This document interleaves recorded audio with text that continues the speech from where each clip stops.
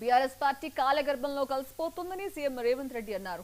కవిత చేసిన ఆరోపణలపై ఆయన స్పందించారు. హరీష్ సంతోష్ వెనుక తాను ఉన్నానని కొందరు అంటున్నారు, కవిత వెనుక ఉన్నానని మరికొందరు అంటున్నారని అన్నారు. తాను ఎవరి వెనుక లేనని స్పష్టం చేసిన రేవంత్ చెత్తగాళ్ల వెనుక తానెందుకు ఉంటానని వ్యాఖ్యానించారు. వాళ్ళ పంచాయతీలోకి తనను లాగొద్దని చెప్పారు. గతంలో ఇతరులను ఎదగనీయని వాళ్ళు ఇప్పుడు పంచాయతీలు పెట్టుకుంటున్నారని విమర్శించారు. ఎవరు రాజకీయం కాదు కదా, నిద్రలో కూడా శాసనసభ్యులు అవుతామన్న ఆలోచన చెయ్యొద్దు అని ఆనాడు అక్రమ కేసులు పెట్టి ఎందరిని ఎంతమందిని జైలుకు పంపించారు. ఇవాళ వాళ్ళే తన్నుకొని చేస్తున్నారు. ఒకరు కడుపులో కత్తులు పెట్టుకొని కౌగిలించుకుంటున్నారు. ఎవరు అక్కర్లేదు వాళ్ళని వాళ్ళే పొడుచుకుంటున్నారు. విపరీతమైన అవినీతి సొమ్ము వచ్చిన తర్వాత సొమ్ముల పంపకాలలో కుటుంబ పంచాయతీలు ఇవాళ కుటుంబంలోనే ఒకరు సహించుకోలేని పరిస్థితి. ఒకరి మీద ఒకరు యాసిడ్ దాడులు చేసుకోవాలని ఒకరిని ఇంకొకరు నవ్వుతూనే కడుపులో కత్తులు పెట్టుకొని కౌగిలించుకునే పరిస్థితులు ఈ రాష్ట్రంలో దాపురించినాయి.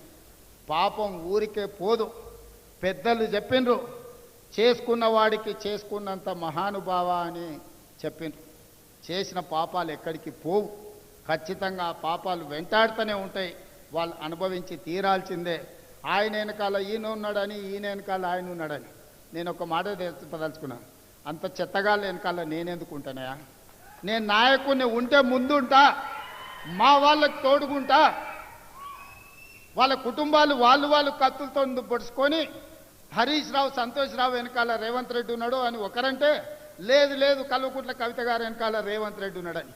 మీరంతా దిక్కుమాల్లో అని తెలంగాణ ప్రజలు బండకేసి కొడితే మీ వెనకాల ఎవడన్నా బుద్ధున్నోడు ఉంటాడా?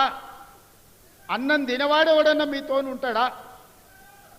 నేను ఉండేది పాలమూరు జిల్లా 4 కోట్ల తెలంగాణ ప్రజల వెనుక ఉంటా, తోడుంటా, వాళ్ళ కోసం పని చేస్తా. నాకంత సమయం లేదు ఇంత పనికిమాలతో కలిసి. లేకపోతే మీకు మీరే పంపకాలలో వచ్చిన పంచాయతీలు మీరే పొడుచుకుంటారు. మేము చూస్తే చాలు. జరుగుతున్న పరిణామాలు అందరికీ తెలుసు. దయచేసి మీ వివాదంలోకి మీ కుటుంబ పంచాయతీలో, మీ కుల పంచాయతీలో మమ్మల్ని లాగకండి. మాకు ఎలాంటి ఆసక్తి లేదు.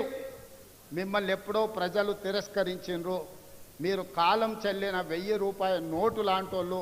కాలగర్భంలో కలిసిపోతుంది ఆ పార్టీ. ఒకప్పుడు జనతా పార్టీ కూడా గొప్ప పేరుండే, కానీ జనతా పార్టీ కనుమరుగైంది. ఆ తర్వాత తెలుగుదేశం పార్టీ ఒక అద్భుతమైన పార్టీ, చాలామందికి అవకాశాలు కల్పించిన పార్టీ. కొంతమంది కుట్రల వల్ల ఆ పార్టీ కూడా ఈరోజు తెలంగాణలో ఒక సమస్యను ఎదుర్కొంటుంది. మరి ఇన్ని దుర్మార్గాలు చేసిన మీరు మాత్రం ఎట్లా మనుగడ సాధిస్తారు?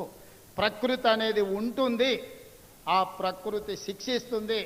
అందులో మన